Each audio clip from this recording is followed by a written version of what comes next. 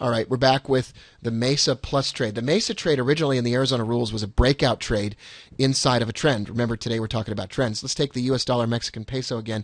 We could take the US dollar Czech kroner if we want. We don't really care. Once again, the great thing about the Arizona rules is more than ever before you have a methodology with which to trade lesser traded currency pairs. Remember that spike in volume. Don't forget that spike in volume.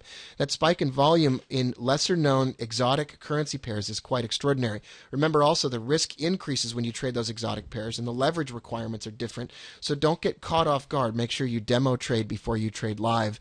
I can't be responsible for trading that you do that is irresponsible. You need to make sure that you demo trade it and whatever else, but I've been demo trading these other pairs with a significant amount of success, and you'll see me talk much more about them as time goes on.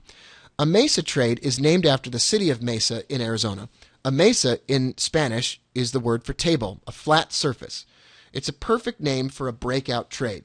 Inside of a trend on the US dollar Czech kroner, we can see that the currency pair made a previous high at this level right here inside of the trend.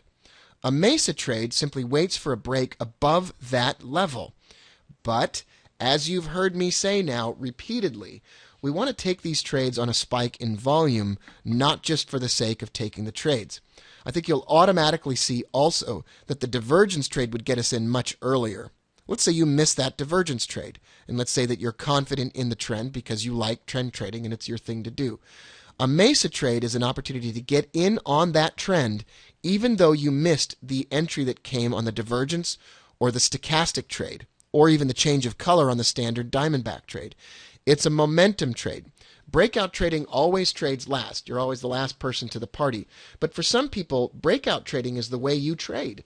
It's what you like to do. You only like to trade when the market proves that it can exceed or move past a previous high or low within a trend. There's certainly nothing wrong with that. We're going to add a plus to the Mesa trade originally, and that plus is a spike in volume. In this example on the chart in front of us right here, we can see that we drew a line across the top of the Heiken Ashi candles. Now that's different than the original Mesa trade because we would originally have drawn that across the top of the candlestick candles. We're drawing it across the top of the Heiken Ashi candles, and we're waiting for a break above that from those Heiken Ashi candles in this area right here, accompanied by a spike in volume which comes after a dip. That's nice. Remember, in a trend, a spike in volume will often occur in a counter-trend move, thus giving you a really wonderful extra best price on the trade. That's an entry. As soon as you get a break above this high, or the Mesa level, Mesa plus, then you get a spike in volume and a change in color.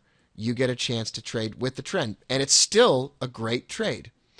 Once you get that spike upward, you're going to create a whole new high on price. It will create a new high, drop below that, and then cross above it again, and possibly give you another trade. In this instance, the next spike or next move above that Mesa was not accompanied by a spike in volume, and it's a no-trade situation. I want it to be said for the record also that you would also have been trading this on spikes in volume or stochastic oscillator trades or divergence trades down here below the Mesa. The Mesa is not intended to give you many trades any longer, as it used to in the Arizona rules, but simply to give you good trades. I know that sounds obvious that we should only be looking for good trades, but sometimes we just have to state the obvious. This is an Australian dollar, US dollar chart. Let's look at Mesa trades within this. In the Australian dollar, US dollar chart, we saw a 170 drop below the 800 to create a downward trend, back on May 1st. It dropped all the way down here and then spiked back up. Guess where our Mesa line is? Down here on the low that it created. A Mesa line is created at any previous low that you saw. In order for it to be a previous low, you need to wait for it to bounce off that low. If it's not obvious, then it's not a low. Wait for it to bounce above it, and then we don't get another trade until all the way over here, and then we get a spike in volume, a slight spike in volume, accompanied by that breakthrough. It's a quick scalping momentum trade on this 5-minute chart, and it creates a new low, and we draw the line even lower. Price goes back up, dips below, but it's not accompanied by a big spike in volume, so we avoid it. We do get a spike in volume later on, By that time, we've already moved our Mesa level even lower, and we get a spike in volume accompanied by a break. This is a better trade. Can you see now that volume, even in the world of Forex, is a helper? It helps. It definitely rounds out our analysis. And this move below the Mesa line is a reasonable trade to take once again. Once it drops down here, we might take profit or do trade to a recent low, and then we draw another Mesa line and wait for a break below that Mesa line accompanied by a spike in volume. You are long since not trading the divergence anymore. You're long since not trading the stochastic anymore, and you've long since stopped trading the change in color. But the Mesa trade keeps you going in this because it allows you to trade a breakout below a low or a high on a spike in volume. And you could see the Australian dollar, US dollar, had a lot more to give at that moment. And the Mesa trade was a way to capture that movement.